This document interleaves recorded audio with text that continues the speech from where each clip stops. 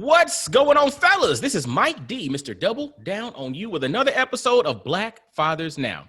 Now, like I've mentioned before, 2021, we are really kicking the game up a notch, man. And we're really bringing brothers on that truly exemplify excellence in what they do, not just in what they do from work or business, but also what they do in regards to life, because we got to start having examples of social proof of what's possible out there. So, brothers, the guy that I have on today literally lives all of that.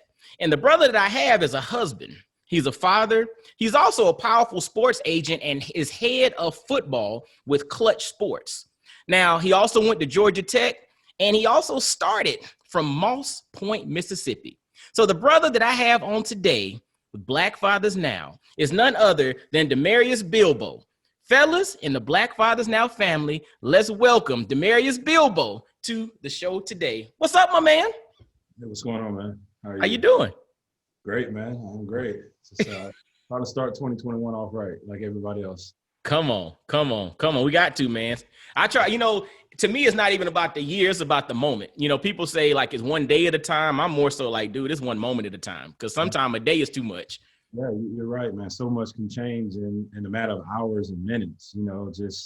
People have lost lives and, become overnight sensations and all of that stuff. Good and bad can happen in a matter of minutes. So you're right. I need to take that approach.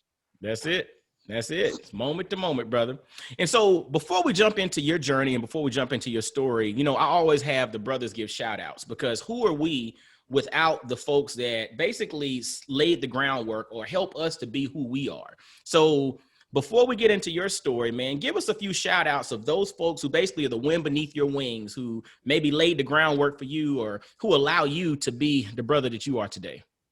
I mean, that's every man and woman that, lives life with a purpose and, strives to serve God and just have influence and effect over people. Not no one particular person, because everyone I feel I've come in contact with or even haven't come in contact with, I've either learned something or gained something from. So, just people in general. We all were created by the same God for the same purpose, to serve. And anybody who is a servant, anybody who is, influential and effective to anybody that they come in contact with. So, that's more on the overall shout out. But, obviously my team at Klutch, my partner, Rich Paul, just for the perfect example he sets for us Black men in this industry. Obviously my family, my wife, my son and my daughter, for, their support in terms of just allowing me to do the job that I do, because every time I bring on a new client, it's like we get a new family member. My mother, for, single mother, raising me and allowing me to, never define myself as, simply as an athlete or a football or baseball player, but as a professional, is always carrying that with me. So tons of people, like I said, pretty much everyone I've come in contact with, I've learned something from, either good or bad, what to do and what not to do. So I think the ones for both, I think everybody for both of those lessons.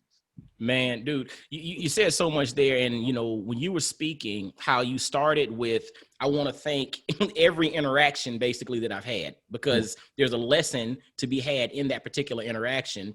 And it makes me go back to the concept of sometimes you're entertaining angels, and we don't need to put people down, nor do we need to put people on pedestals, no matter what their position in life is, because at the end of the day, we're all people and we're all here for a reason. And that person might just be here to give you a cup of water, but who knows whether or not that cup of water is needed for you to survive. It's just like we value everybody. And when you can get to the point in which you value everyone, you see the value that everybody brings, regardless of their position or status in life, you're winning.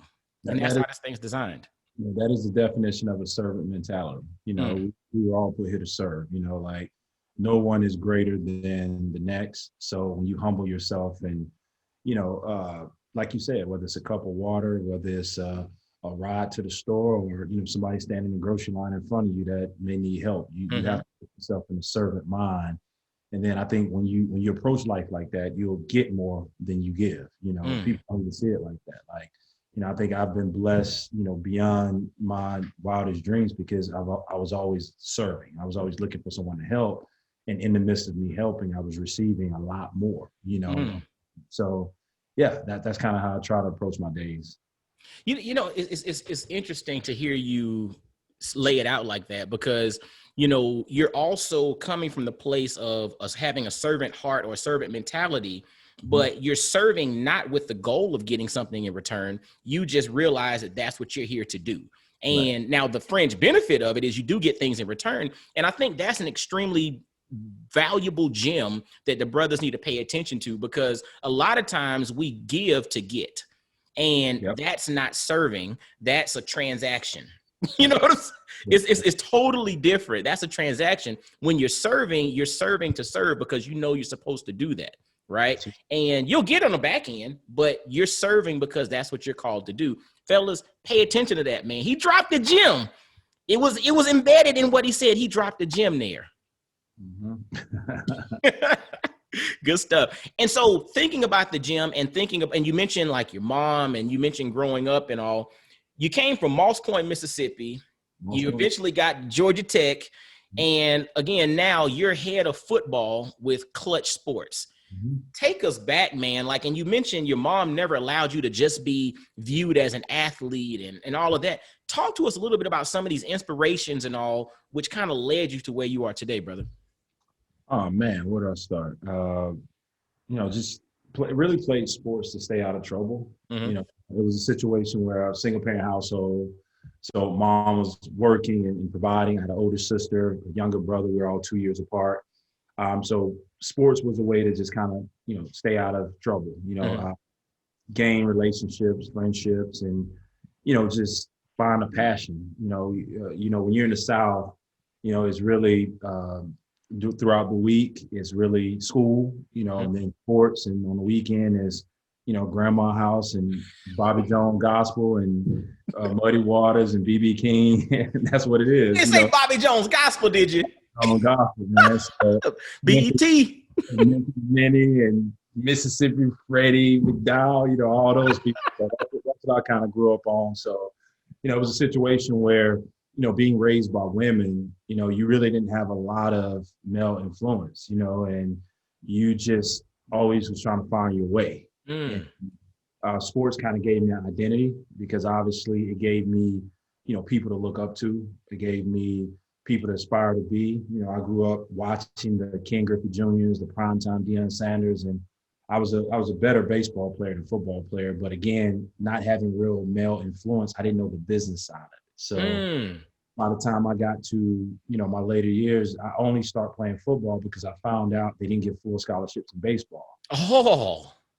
Yeah, so I kind of panicked because I was so good at football. I mean, so good at baseball, and football was kind of like, it was there, just to kind of pass time. But my sport was always baseball, and the pro scouts start reaching out to me 10th, 11th grade, and I'm like, man, I can go pro. And they're like, yeah, well, if you do go to college, it's partial scholarship, and I'm like, partial? I can't do nothing partial. I need full. So I went out and ended up my 11th grade year. I started half the year at quarterback, took over my senior year, and ended up winning National Player of the Year, Dick Bucky's National Player of the Year. I was Gatorade Player of the Year, won all the awards, accolades, was getting lettered by every university in the country, from USC to Tennessee to LSU, where, Nick Saban was there. And, you start seeing these guys pop up at your school. Jimbo Fisher, head coach of Texas A&M now, with him and Nick Saban coming to my crib. Philip Farmer, who was over at Tennessee at the time. You getting calls from T. Martin, who just won the national championship. It blew me away. So, it really happened fast. I was always prepared for, what happened if it didn't happen, but I don't think I was really prepared for when it did happen. You know what I'm saying?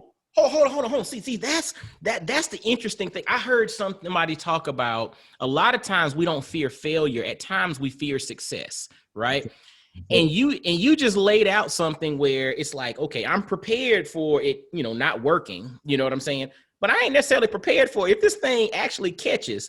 And I really basically hit gold, and now I'm on everybody's tongue. I'm the this, I'm the that. I'm not prepared to handle that. Right. Like, how did you in that specific moment? We'll get back to the nexus of your story, but how did you in that moment get to a point in which you handled all of that attention all of a sudden? Well, it was a combination of my mom, just the way she had us just look at life. Like I had players before me at my high school that, they got recruited. They went to Mississippi State, Kevin Fant. We had some of the best players that nobody even heard of. Guys were potentially nationally ranked players, but whether it was the grades that didn't pan out for them or just being on the small town, mall point, not really having that, access to the camps and things like that. So she's always had me just approach life with a humble eye and just say, it's by the grace of God that you're here and he's allowing all this to happen. So, why pat yourself on the back? Just give it all to him and it'll pan out. So although I wasn't prepared for it to happen that quickly, we won the state championship and, actually went to the state championship in baseball. And so it was every single day pretty much of my senior year of high school. I was getting a phone call or a letter from some university or some school. So obviously, you had to narrow it down. And, we always led with education. A 3.8, 4.0 student all through school.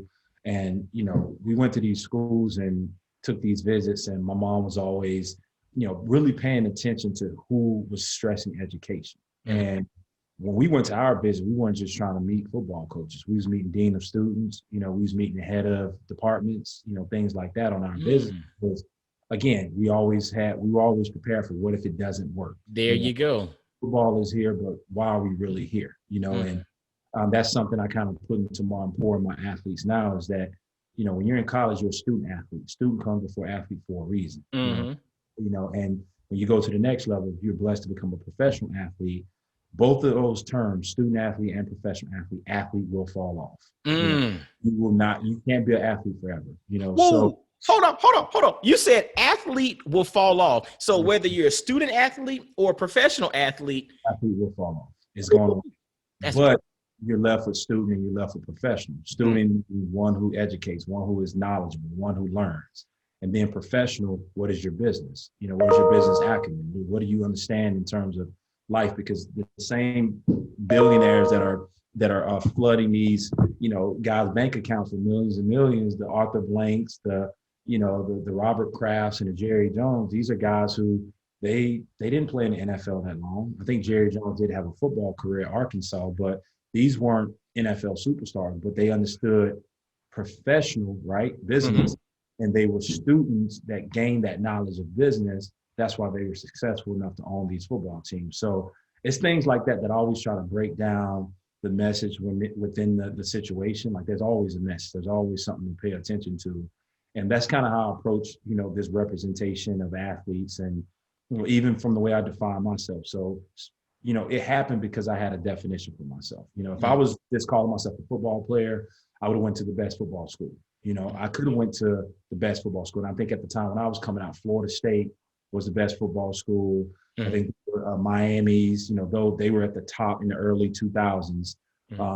Tennessee had just won a national championship, I think in 99, 2000, something like that. Yeah, 98, 99. Yeah, so I was getting recruited by all. I was the top quarterback prospect for, but I went to Georgia Tech for a multitude of reasons because I defined myself first, as a student, then as an athlete. So I was looking for the education component. And I was like, African-American male with the Georgia Tech degree, what does that look like? Ooh.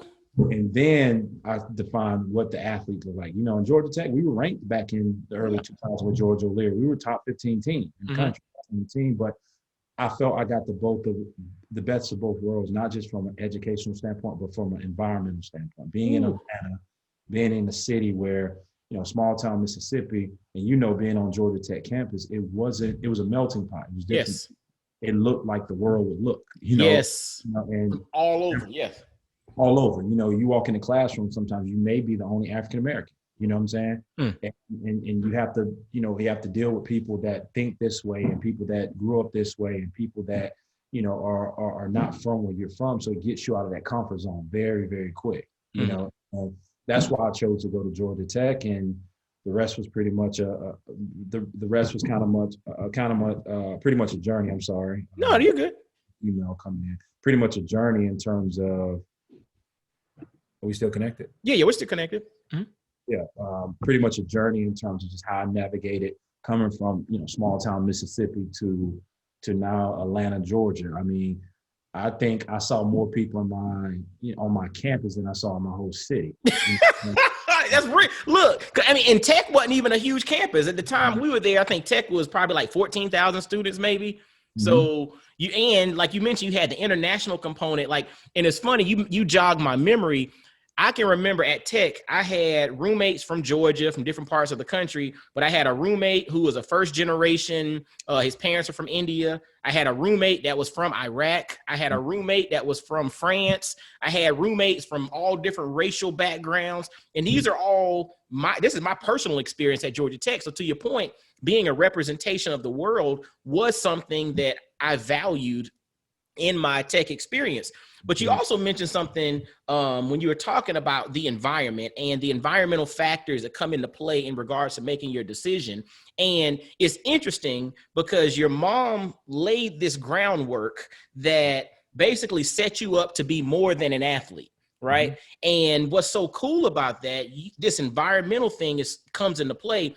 I interviewed a brother a couple months back, and he runs a venture capital fund out of the Bay Area called Base Ventures. His name is Eric Moore. And one of the things he talked about was when he got started, with it, before he started his venture capital fund, one of the biggest things that he valued was being in target-rich environments.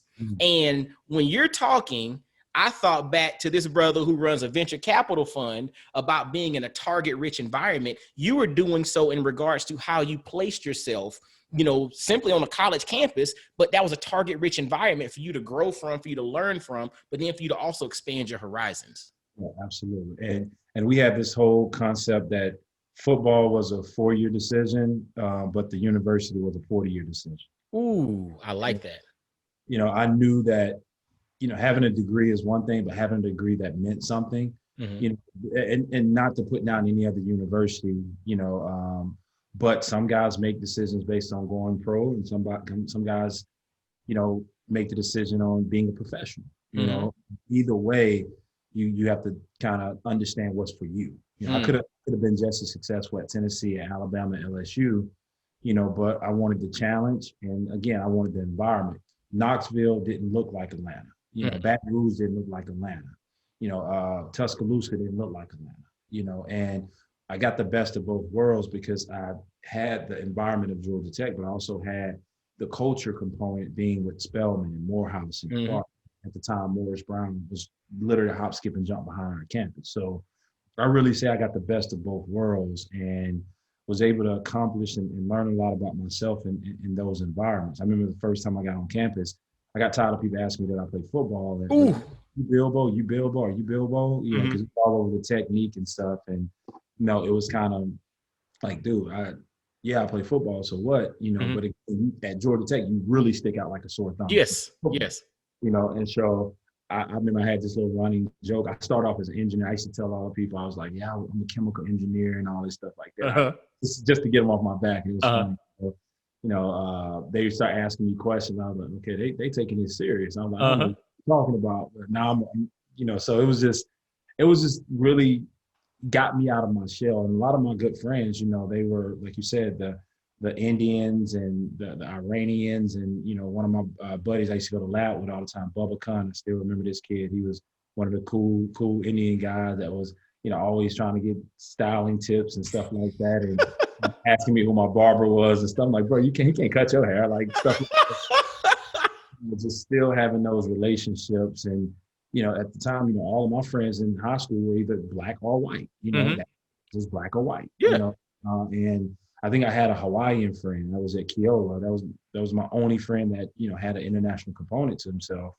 Hawaii is, one of the places. You know what I mean? But different places, different people, different languages, and that really opened my eyes up to what the world was. And, I always thank my mom for pushing me to challenge myself to make that decision and think outside of the box of just being an athlete, more than an athlete. More than that. And it's crazy because even then, and, 17, 18 years old, I look at where I am now as a 38-year-old male, leading the head of football and being partners with Rich Paul, and everybody sees LeBron. And, that's kind of the statement at Klutch, more than an athlete.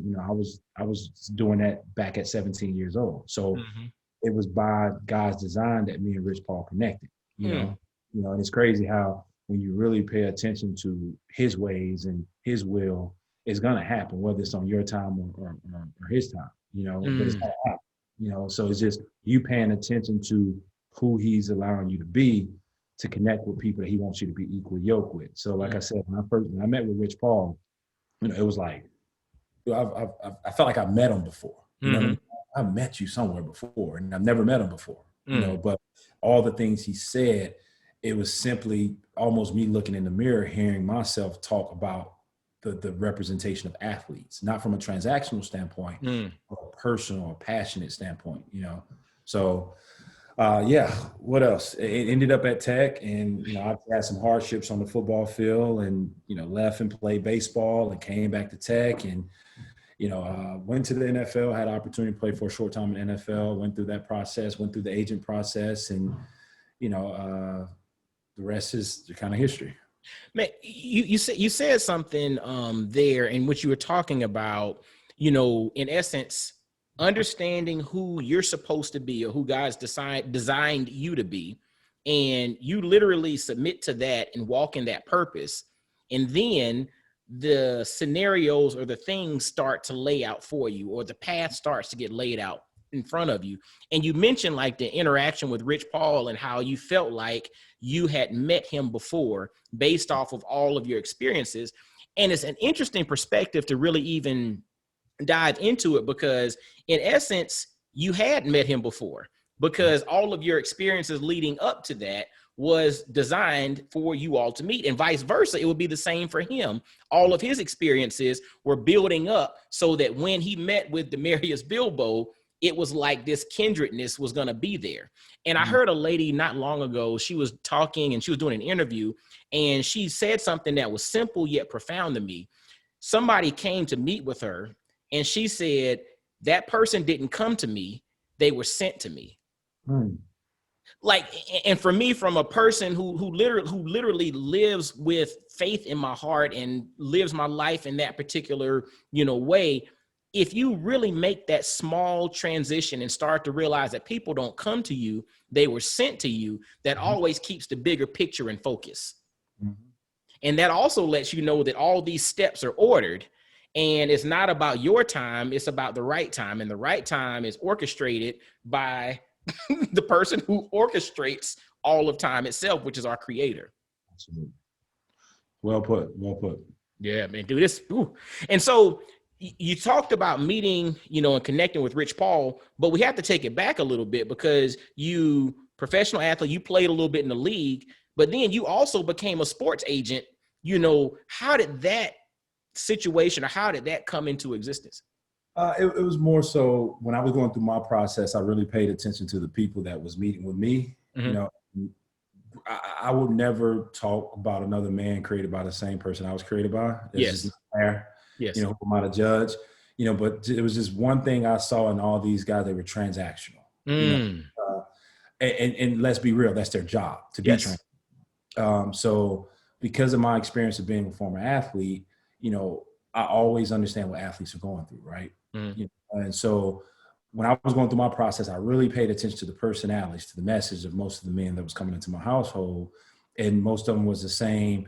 You get to the NFL, I'm going to take you through this pre-draft process. You get to the NFL, and, you know, once you get on the football team, it's back to you playing football and back to me getting more clients, you know, Mm. and make it to that big contract. I'll be here. But it was really no really purpose, you know, Mm. it wasn't really any, hey, okay, what are you in my life for? What am I bringing you into my situation for, outside of me needing an agent and you being one? You know, Mm-hmm. so that's how I started to define myself. I said, look, if they can do it, I can do it. You know, Absolutely. I'm seeing all these short, you know, white guys coming into my house and didn't see anybody that looked like me. Therefore, I didn't really think they could represent me, because Mm. they, you know, and they didn't talk like me. They didn't identify with my single parent household, you know, what I was going through. Like, everybody knew they could relate to my excitement of becoming a pro athlete, but they couldn't relate to my fears of not making it, Wow. because they've never been in those shoes. So, you know, I made my decision to go with someone that was based in Atlanta, because I knew this is where I wanted to call home, regardless of where I go and where I get drafted. I went undrafted, went out to Arizona to the Cardinals. Then I went from Arizona to Dallas with the Cowboys, and then I ended up back in Atlanta. in the span of 3 years. You know, it was almost over before we started. And it wasn't that I couldn't keep playing. I just lost the passion for it. You know, in college, I came in as a top quarterback. New coach came in, switched me. I started off with George O'Leary and Bill O'Brien as my quarterback coach, who was the Houston Texans head coach. They left. New coach Chan Gailey came in from the NFL. He didn't recruit me. We all know how recruiting goes. If the guy didn't win, he's probably not going to favor you. That's right. So the transfer portal was different then. It was a lot harder to transfer because they actually looked at credits and things like that. And, you know, Georgia Tech credits just don't transfer anyway. No. You can take Georgia Tech credits as a 3-year guy and think that all those credits are going to move to LSU or Mississippi State. It don't happen. Nope. You know, so I looked at that. I met with I still remember Cedric, who's in the athletic department. And I sat down with Cedric and, dude, you'll basically be a freshman all over again. I'm like, wow. In the classroom, I was like, it ain't worth it. So I left school for a little time, came back, ended up adjusting to the wide receiver running back position. And, you know, knew that at that point, because I've never played the position, it was going to be a tough road going uphill. You know, ended up starting my senior year with Calvin Johnson, Megatron, who's, I think he was recently put into the Hall of Fame. I talked to him the other day. I think he was recently made the finalist for the Hall of Fame ballot. Awesome. So it was a great experience being on the field with him and all of my teammates. And a lot of scouts start coming in talking about I had potential at wide receiver, big body guy, can run, you know, the quarterback position. So I was just trying to get in how I fit in, man. So I was listening to all the agents, but none of them could really tell me, what if it doesn't happen? What's the plan? Hold on. Because going back to what you said earlier, you were always prepared for if it didn't work. That's how I approach everything if it doesn't work. Dude, and can I tell you, when you think about that, and I think about, again, like successful investors, hedge fund managers, right? Hedge. They're hedging their bet. They're hedging their investment. They have, you know, a downside protection, right? So you're always thinking about if it doesn't work, what next, right? That's if I'm cooking, if this junk tastes right, what am I going to eat? You know, that's if I'm in the gym and, you know what I'm saying, somebody's on this machine and I know I got an hour to work out. What am I going to do to replace this machine if I walk in? Dude, you're dropping the gym right there. Fellas. Pay attention to that gym. It's thinking about the what if. A lot of times we need to be in the moment. We need to be present in the moment. But that whole concept of what if, you have to prepare and plan for that what if scenario. And if you're calculated there and you prepare for the downside, you're not gambling, you're investing. See, gambling is just like, oh, I'm just going to throw it to the wall and see what happens. No, fam. I'm calculating my potential downside. Right. Hear what he's saying there. It's very calculated. It's a beautiful way to live too, because it gives you options. You know, it gives you an opportunity to think, yes, creative, and not just look at one way of doing things. You know? And it's no different than every successful person. You know, like people like to make excuses, but they don't like to make opportunity. Sometimes you got to create the opportunity. You know, I've heard so many people in the gym, you know, like they'll literally sit around and wait for a machine. When I'm like, you can go do the same thing over here. Different machine, same muscle. You know what I'm saying? You don't have to be the machine. You know, so I was always prepared for what it did if it didn't work, and none of the agents really had a plan for that. You know, it was like almost like a deer in the headlight when I asked them, okay, what if I don't get drafted? What happens next? I was like, you know, they didn't know, and that didn't make them a bad person. That didn't make them a incompetent agent. It just made someone who couldn't relate. You know. So from that moment, you know, I chose the guy who was in Atlanta because I knew I wanted to be here. And I said, okay, I can keep close tabs on him. Ended up going undrafted to Arizona. And from that moment, I was getting calls in like the 4th, 5th round. Guys said, hey, we like you. We take you. My agents calling me and telling me. And sat there for 7 rounds, didn't hear my name called. And didn't know, wasn't educated on the process, didn't know what was going to happen. It was very, very discouraged because I didn't know about being an undrafted free agent. I thought my football career at that moment was over. So probably 3 hours I was depressed, and the next hour I was like, okay, what next? And then as soon as I thought of what next, that's when the team started calling. Hey, we want to sign you as an undrafted free agent. I'm like, I don't know what that is, but if I get to continue to play football, I'll do it, you know. And end up signing with Arizona. You know, went out there, got to see the Larry Fitzgeralds, Anquan Bolden, just be in those guys' presence, learn how to be a pro. But even when I was out there, I still wasn't thinking about football. I was thinking about relationships and meeting people in the front office. And like, what's this undrafted guy asking me what my day-to-day is like? Wow. Like, because look, I'm coming in the hard way. I wasn't the first round pick, wasn't a draft pick at all. I need to know what you do because I might be out of your job. You know what I'm saying? So you're thinking about what might happen if this don't work out. Hedge. Come on. Exactly. So it didn't work out. So I went to Dallas. Bill Parcells, one of the legendary Hall of Fame, Bill Parcells signed me. We got pretty close. Same thing. Stephen Jones, Jerry Jones, I'm in their office. And it's so funny now being an agent, and when I deal with these teams, they all remember when I was a player. They was like, I remember you always ask all these damn questions. There's a method to the madness, player. See what the questions got me. I'm here now. What's up? You know, so it was always, just prepared. So I've really gotten to this industry not by, I didn't have a want to. It was more of a necessity. I feel that there wasn't people that looked like me that could represent who I was. And I always tell my clients, I am what I represent. I've been in these shoes. I can relate. It's kind of like, do you have kids? Yes, absolutely. Yeah. There's black fathers now, brother. Right, black fathers. So we can have a conversation about raising kids. Yeah. What things have been challenging in terms of whether it's a daughter or a son. And, hey, I got both. That's right. I got both. I got a 12-year-old son and a wife. And a wife, right. So we can have those conversations because we can relate, right? Yes. So there's some things that you're going to experience that I may have not experienced and vice versa. So most of the agents, not saying that you have to play sports to be able to relate and represent, but you have to have something in common outside of a transaction. Yes. And when I kind of took that method, I started to define myself because I said agent. What is an agent? If I say real estate agent, their main job is to sell your home and get a percentage, right? Insurance agent, same thing. Sell your insurance policy, get their percentage. Even a travel agent, sell your travel package, get their percentage. Doesn't make them a bad person, but their job is not to follow up with you and say, hey, how's that home? They don't.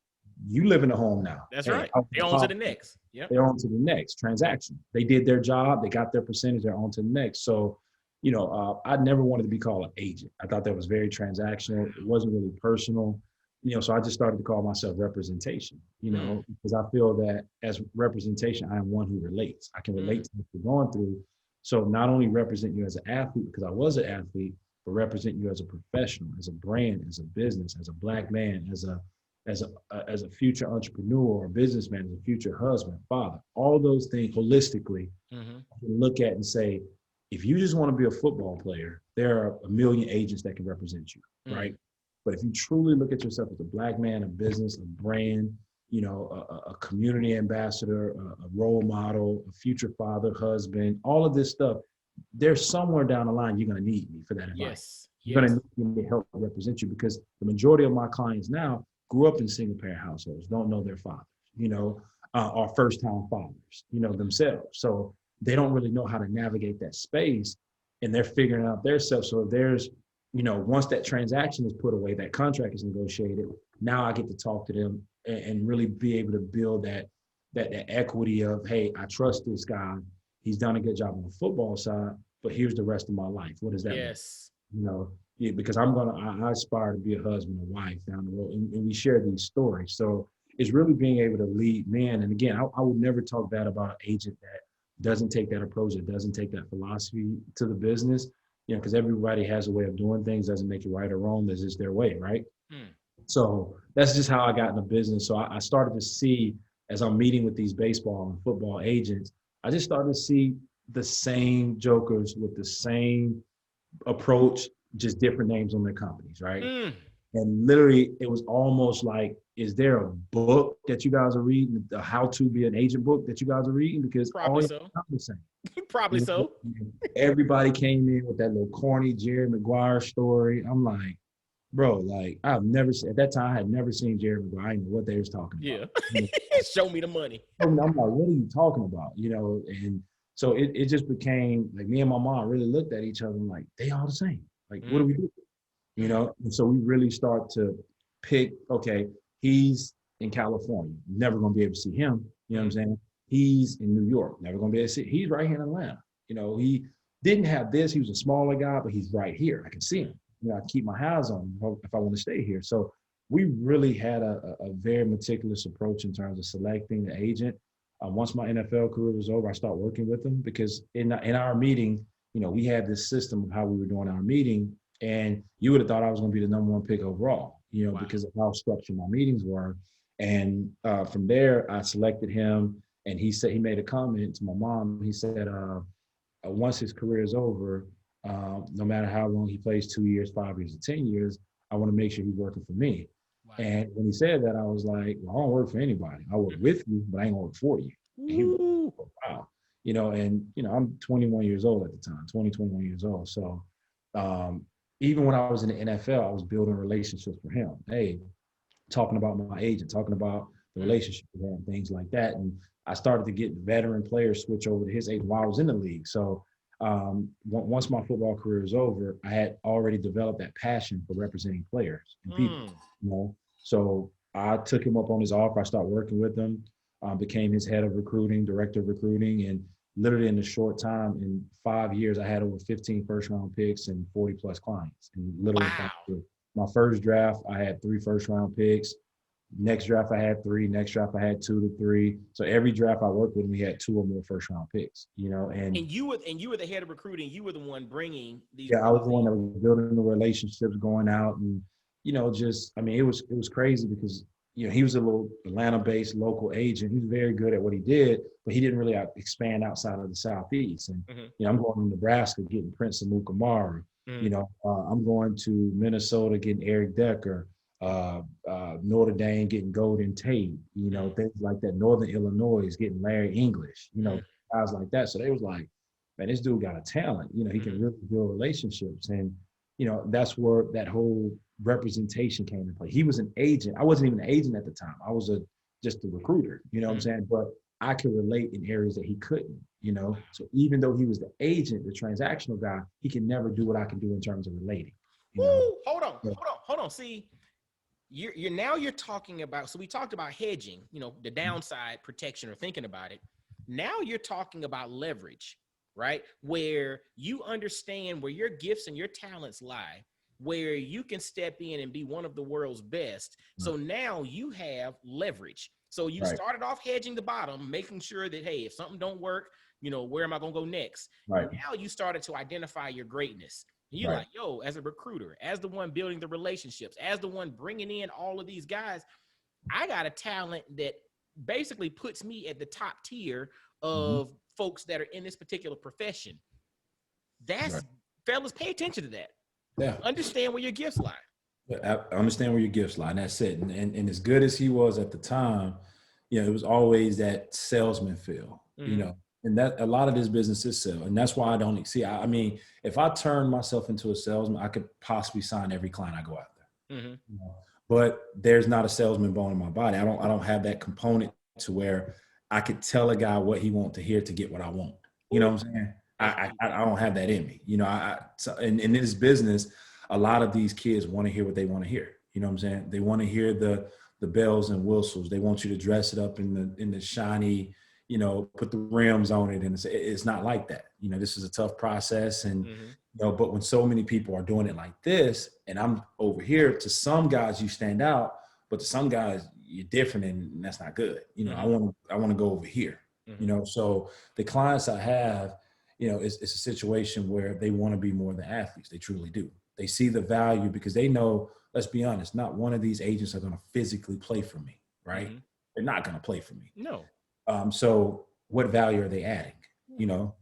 What value are they adding to my livelihood?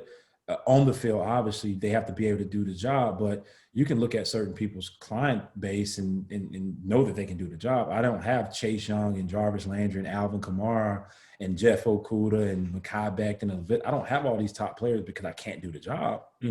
I've done major contracts. What added value am I bringing to you as a Black man? And hold on, dude. Because again, you're dropping the gem. What added value am I bringing to you as a Black man?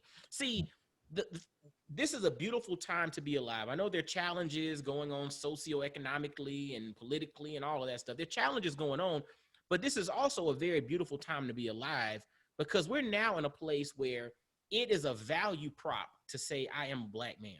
Right. That's actually a value proposition. Hey, I am a black man and I understand you.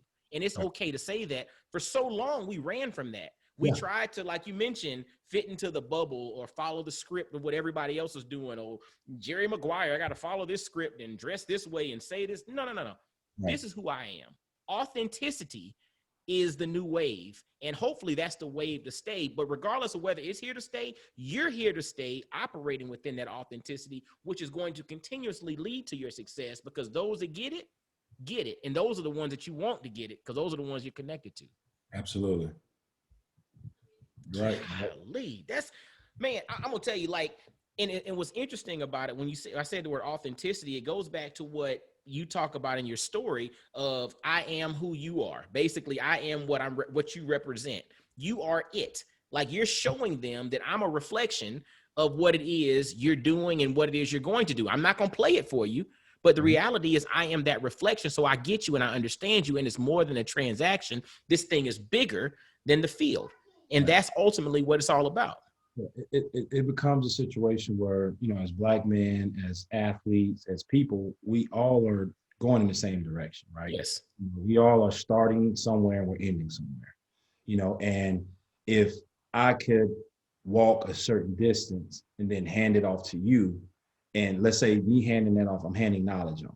I'm handing some type of expertise.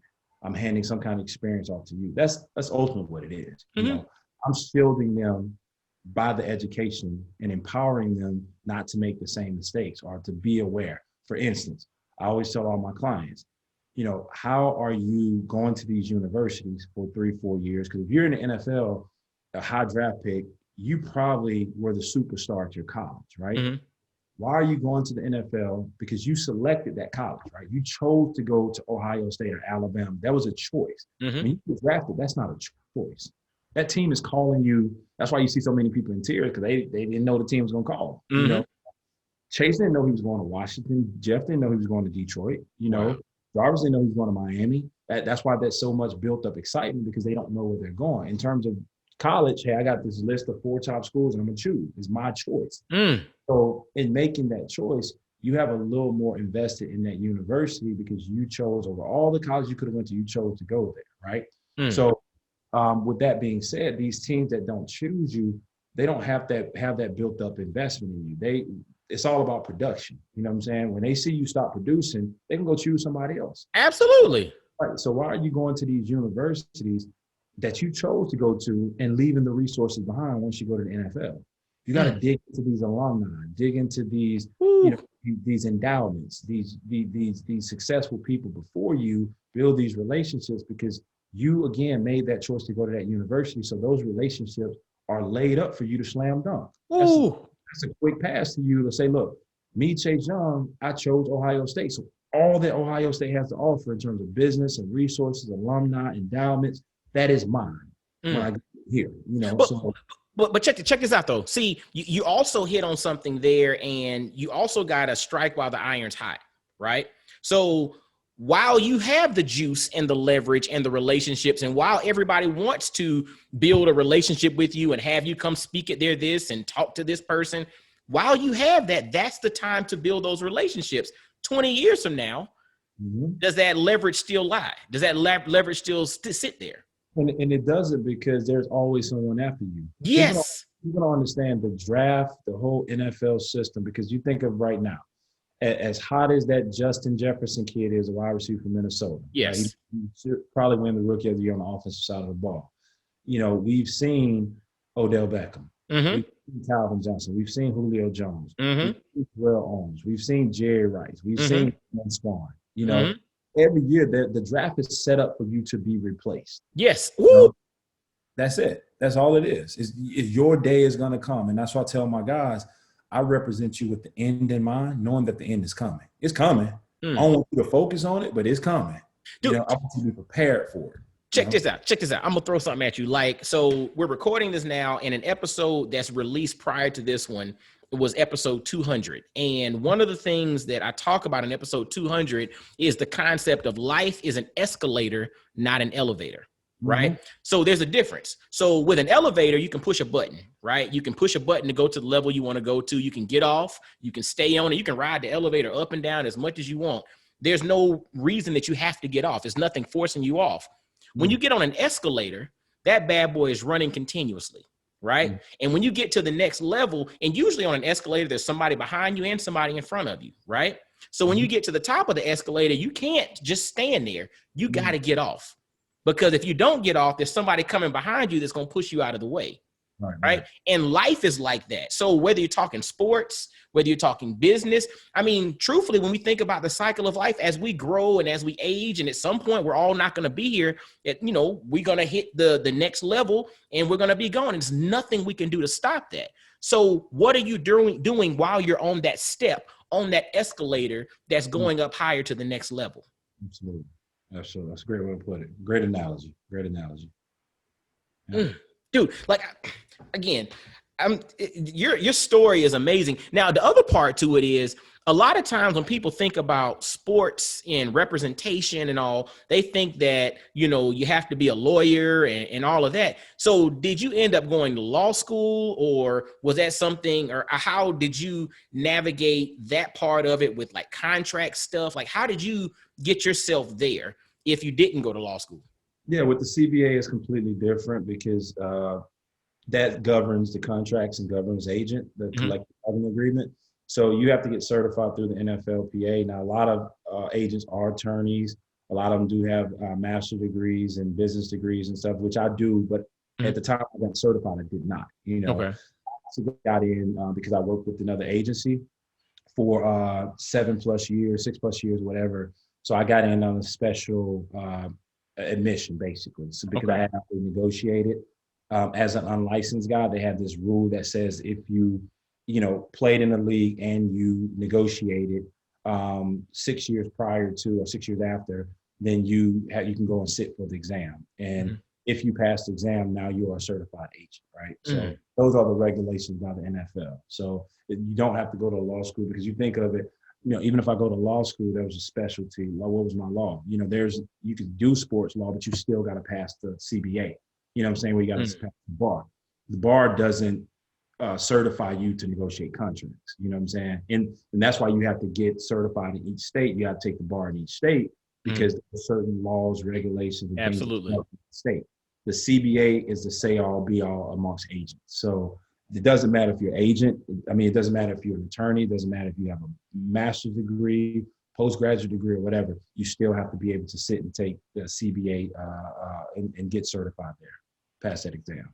Wow. Again, this, where you bring your value prop. This is your story. So your story, basically playing in the league and doing your thing for 6 years, allowed you to qualify. And again, you didn't have to follow the same path that a lot of the other people feel like they have to follow to get to where it is you're getting. Because again, this is the timing that's supposed to happen, because this is your story. This is your journey. This is your authentic walk.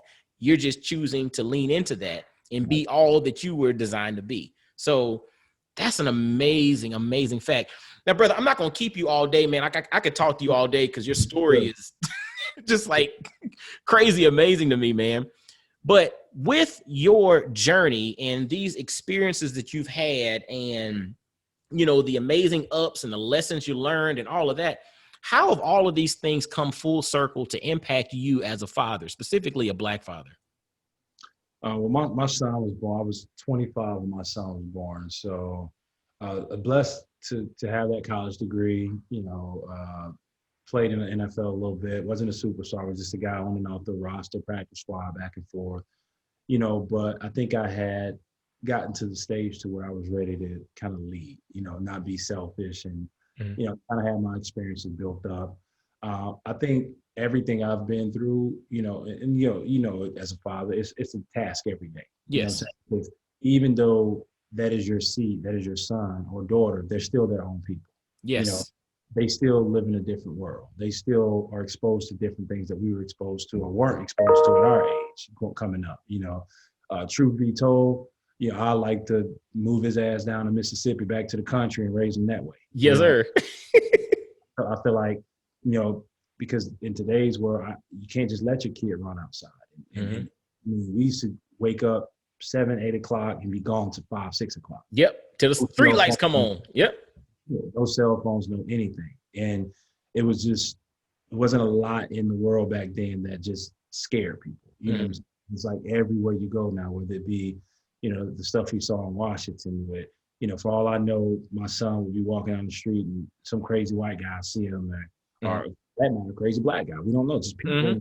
So, I think everything I've experienced has kind of prepared me to number one, have my son think in terms of what if things don't work, because people always say to kids these days, I actually had this conversation with my buddy the other day. We were talking and he was like, man, these kids out here are dangerous, because he was at a gas station and he's pumping gas and some kid walked up to him, and you probably heard about the Atlanta Water Boys and all these stuff. Yeah, I heard about that. He walked up to him and asked him for some money, and he's like, I ain't got no money on me, man. The kid just went off on him, I'd shoot you. He's like, you gonna shoot me because I ain't give you my money? Like, kid was like, don't say nothing back to me, dude. And we got into that, and my dude's a big guy. He's a big guy. And the kid had to be, he said, about 15, 16 years old. And I told him, I said, I think these kids are more dangerous because they're not coming up. They didn't come. There's no R&B. There's no good music. They all same type of music. What I'm saying? Just that drill music. That stuff is just messing them up and mentally. You know what I'm saying? So I think I've been afforded the opportunity to really raise my son in a situation to where he gets to have those experiences. It's not about just working, to pay bills. It'll be working for a passion, for a purpose, and really get him in the mindset of thinking that, if it doesn't work here, and helping him build his passions and ultimately his purpose in life, and I mean, we read every night, we're reading a book right now, Chop Wood, Carry Water, and we always read that book and then we'll read a Bible story, and it's being able to give him that guidance, because again, I grew up not seeing a family structure, not seeing a father figure. So most of the stuff I had to figure out, I had to figure out from other people, from other households, from what I saw, from TV. Real talk. Good Times and the Cosbys and things like that. That's how we were raised as single parents in the single parent household. So, my wife has been great. She's the educator in the household in terms of the books and stuff like that. She's on it. She actually she builds hotels for one of the top hospitality design firms in the world, Hirsch Bettner. She's been there for 15, 16 years or whatever, but she's great, in that aspect. But just as a man, I still got a lot to learn, still got a lot that I'm learning, because my son's about to be a teenager next year. He'll be a teenager this year, May. And, it's scary because he's going to hit that mark where he's going to have to figure out things his own way. And, sometimes when you let a child go and you have to, it's not going to be the picture perfect scenario. It's going to be, you're going to be fearful when they start driving. You're going to be fearful when they start dating. You're going to be fearful when they go off to college. And, it's that constant fear that is replaced by faith. You know what I'm saying? Just like they say, at least put that foundation under him, so when you give him to the world, he'll know how he's got it. I'm like, my mom used to always tell me, I used to think she was crazy until I became a parent. I'm your temporary parent. Ooh, dude, that's deep. It's deep, but it's crazy when you're 12 years old and your mom telling you she's a temporary parent. I'm like, damn, where my real parents at? Damn, but dude, check this out. I did an episode probably about a year ago, and the title of it was "Your Kids Are a 20-Year Long-Term Lease." Oh wow. If you really stop and you think about it, your kids are roughly, give or take a couple of years, depending on their development, what they do, they're roughly a 20-year long-term lease. Because at that point, yes, you're still their parent. You're going to be a parent to them until the day that you're no longer here, but your relationship changes. So you're no longer able to tell them what to do, when to show up, how to be there, what you need to do. You lose that ability around that 20-year-old period, right? At that point, you become an advisor. You become representation, not to your clients, but to your kids. And they become, they're still your children, but it's like talking to your peer. So to that point, your kids in essence are a 20-year long-term lease, if you really are honest and think about it. Right. You're right. I like that. Another good analogy. Yeah. So yeah, that's again, my mom just used to give me so much stuff. Like they say, you'll never understand until you become a parent. Like Yes. you know, you're raising the kid, but they're gonna have their own group of friends, their own type of people they like and they want to hang around. And you can guide them, but you can't make the decision for them. And that's the scariest thing of being a parent. Just knowing that. Because I've had friends that were raised in 2-parent household, Mm-hmm. just was all messed up. Yep. Yep. And whether it was something they saw, where they was treated, and they could have come from just a great structure and just something went wrong. You know what I'm saying? Mm-hmm. And that's the scary part of having a child and now having a daughter. You Mm-hmm. know, son's very intelligent. He's gonna be a big kid. He's about 5'8", 5'9", now 12 years old. Mm-hmm.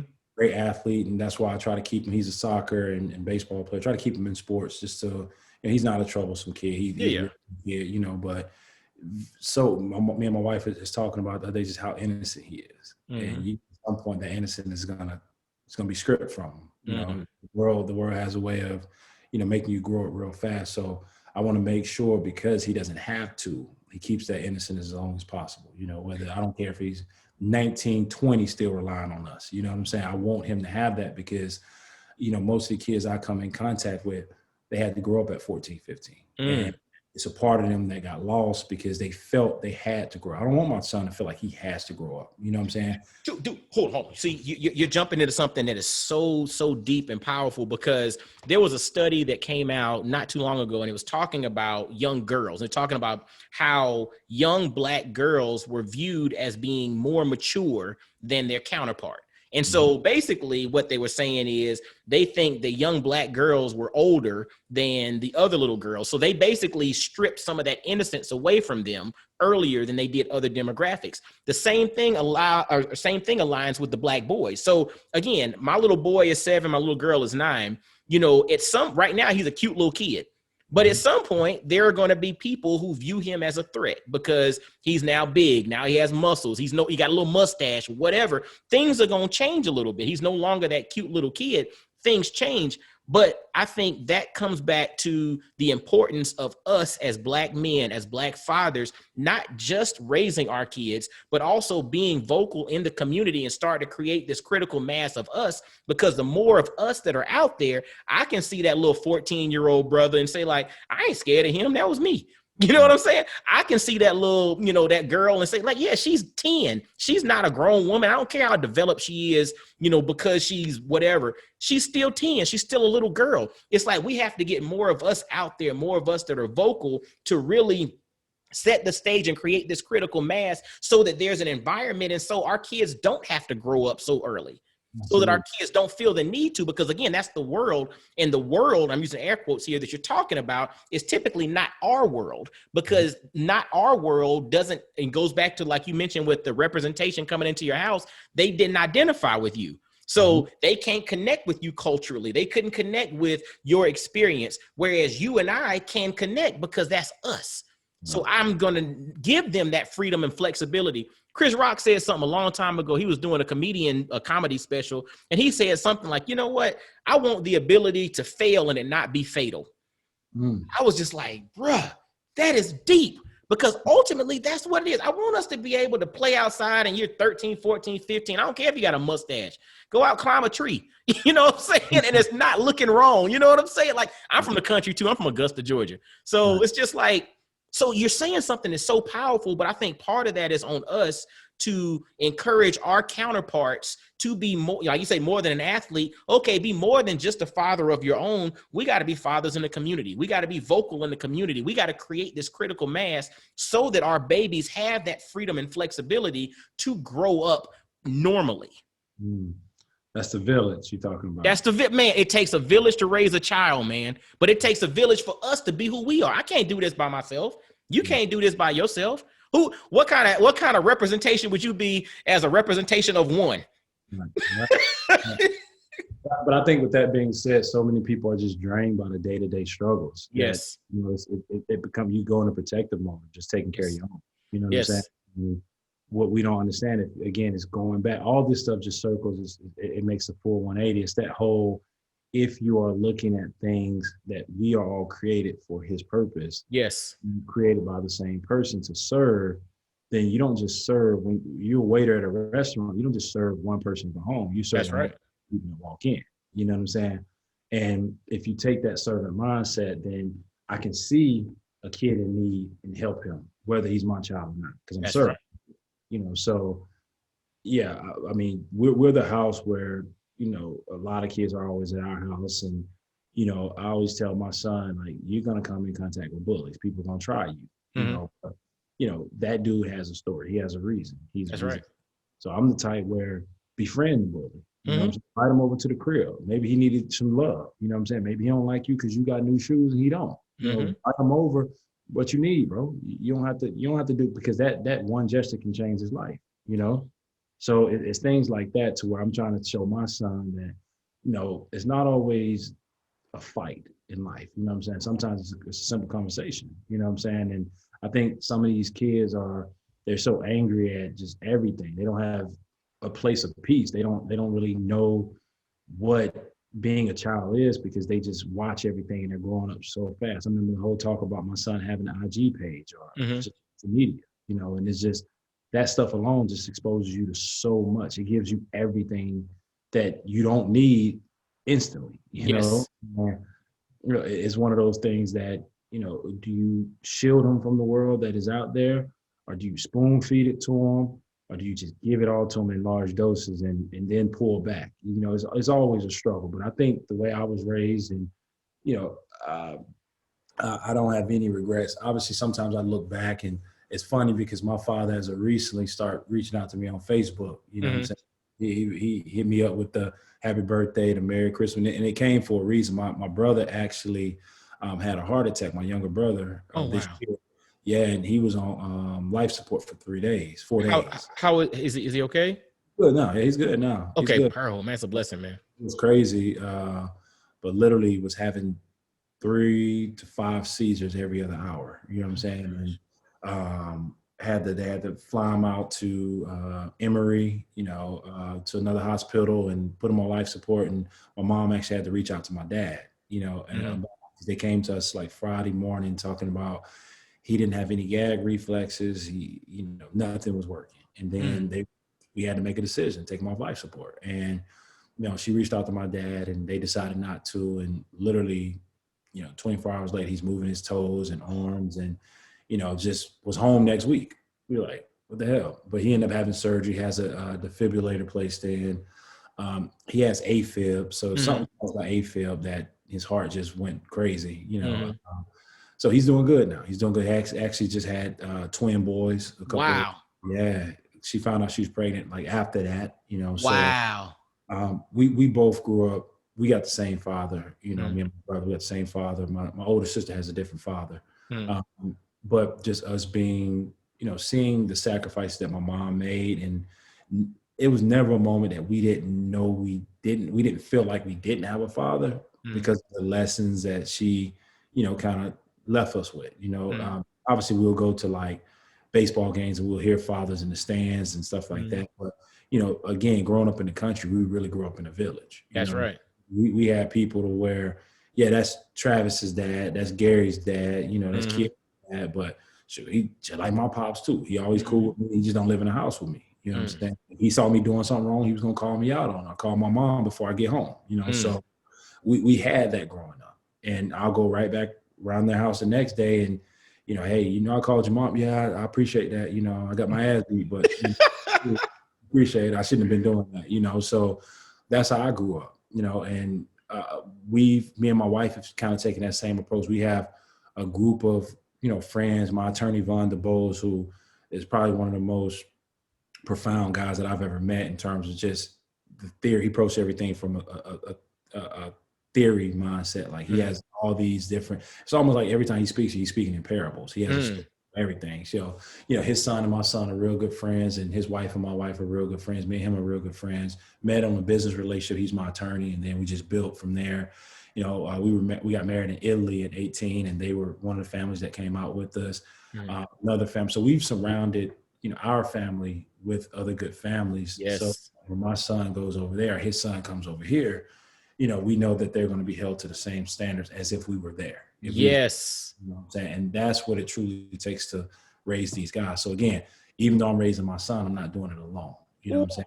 I'm not doing it, I know the same male figures that are in his life, whether it be Mark, whether it be Vaughn, whether it be this coach or that coach, you know what I'm saying? They're all giving my son the same thing, So, I mean, it doesn't remove that fear that you have of the world. But again, one of my favorite Bible verses is, like the Lord said, I've overcome the world, so just try to have faith in him and make sure that every time you let your child go, you're not truly letting them go because God is with them. You know what I'm saying?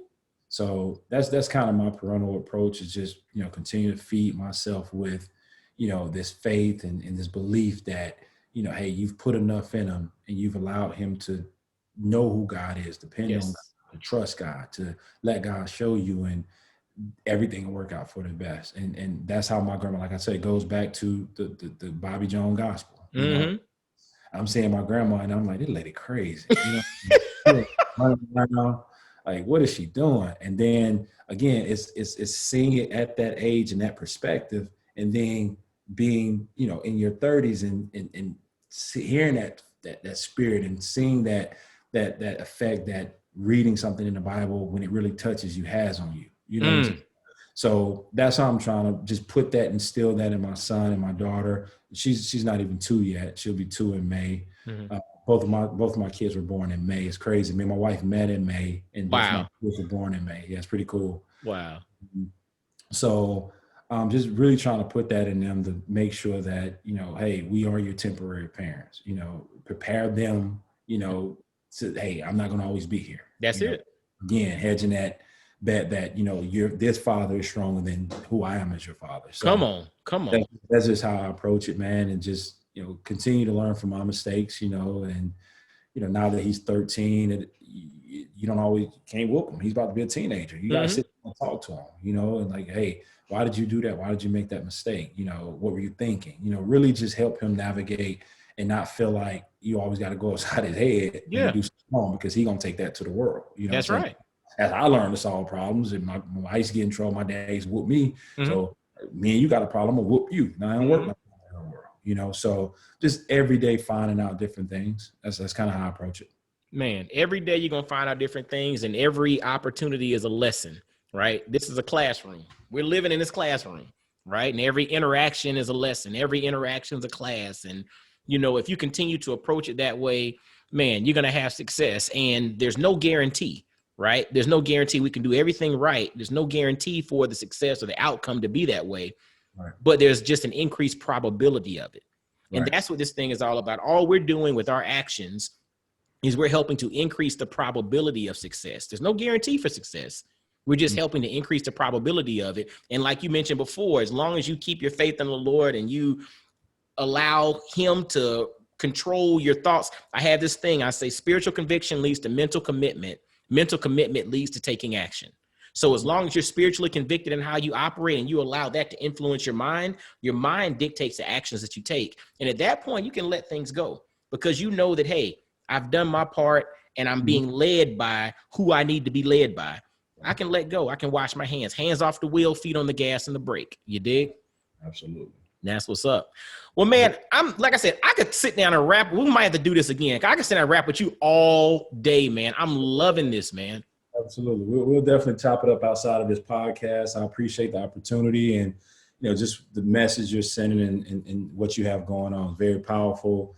We need to hear more of this. We need to empower more of us, and just like you said, really build that community of Black men that are, not just raising our own, but raising up other Black men, Come on.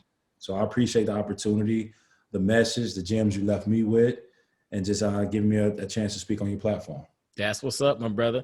Well, fellas, look, we done had Damarius Bilbo. This brother's a husband, a father. He's head of football with Klutch Sports. He's doing the doggone thing. If you just Google Damarius Bilbo, you're going to see all kind of stuff. The brother's doing the doggone thing. And he was here sharing with us. And he's also a testament of social proof of what's possible. So when you see his story, if you reach out to him, you connect with him, you let him know that, man, this thing really has impacted your life, and it's going to allow you or cause you to think about something a little bit different and to move forward and be the best version of yourself. So, brother, I salute you and thank you for hanging out with us on Black Fathers Now. Fellas, make sure to subscribe, share this thing out. And as always, y'all be blessed, well, and wise. And I'll holler at you. Peace.